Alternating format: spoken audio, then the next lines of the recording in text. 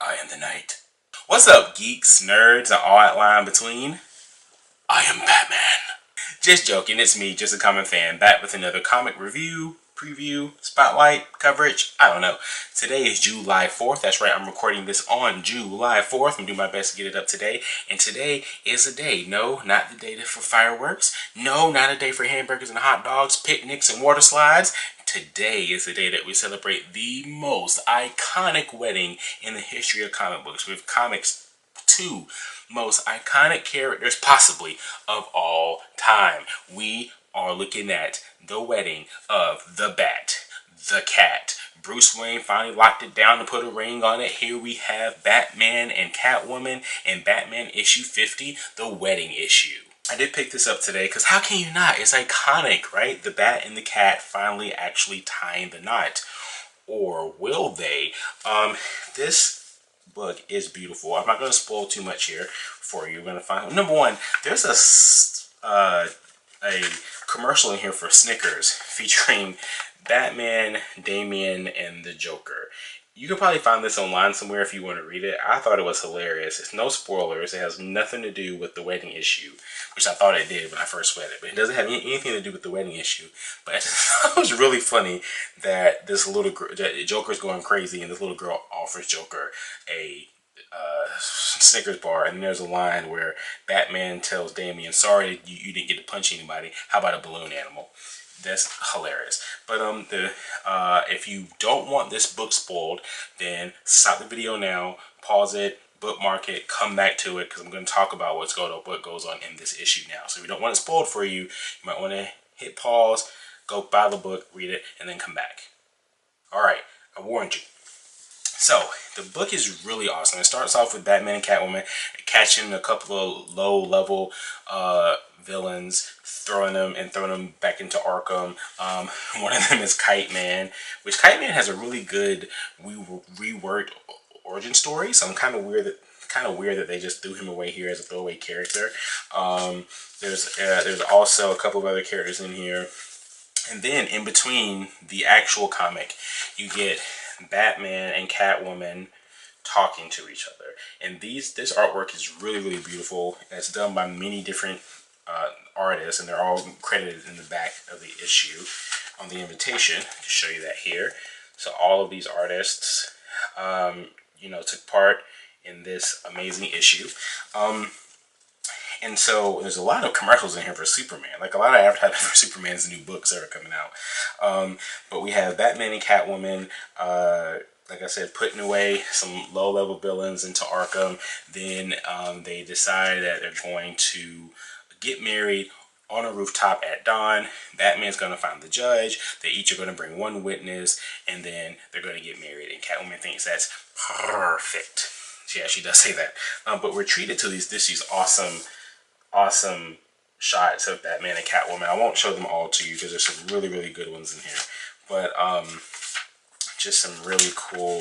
Show you one more. Yeah, some really cool shots of the two of them. Love it. So, Catwoman, and also what's really cool here is that when they are talking about each other in between the pages of the actual story, both of them have different accounts of how they met each other. Selena's is that they met on a boat. Batman's is that they met on the street. And there's an age-old thing in comic books, is that did Batman and Catwoman actually meet on the boat or in that street that night when he was trying to save Holly? Speaking of Holly, Catwoman breaks Holly out of prison in order to be her witness for the wedding. Batman tells Alfred, I don't want you to call Clark. I don't want you to call Dick. I want you to be my witness. I want you to be my best man because you've always been here for me and I can't do anything without you. Oh man, that really touched my heart. And it touched Alfred's heart too, because Alfred is shocked, and then he actually runs over to Bruce and hugs him. And it's just such a sweet moment between Bruce and his surrogate father. I think that's great. And then Catwoman and Batman seem like they started having second thoughts. Catwoman's on the way to the rooftop. She's talking to Holly, and and Holly tells her, I always thought that Batman needed his misery, and it's weird to see him so happy now. And Catwoman kind of questions herself, like, wow, am I should I be marrying him? Am I taking away his edge, his spark of being Batman? And then Catwoman then asks Holly, do you think I'm a hero? And then Holly goes, yeah, you are, right? Sure. I mean, look at what you've done. You're a hero. And that kind of makes her question herself as well. Then we have Batman on the way to the rooftop, and he asks Alfred, like, Alfred, do you think I can be happy? And then Alfred's like, after all you've done, after all you've endured, after all you've been through, you have to be. And so Catwoman gets to the rooftop first. She's waiting there. And then on the way there, they both talked about how they wrote each other a letter and that they didn't get a chance to finish it. And they haven't wrote each other letters since Catwoman was first in Arkham.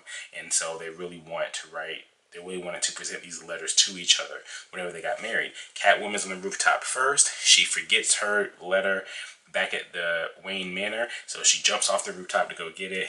Bruce Wayne is waiting there with Alfred and the judge for a couple of hours. Catwoman is nowhere to be seen. Bruce Wayne remembers that he left his note at Wayne Manor as well, and so he jumps off the roof to go back to Wayne Manor to get the letter.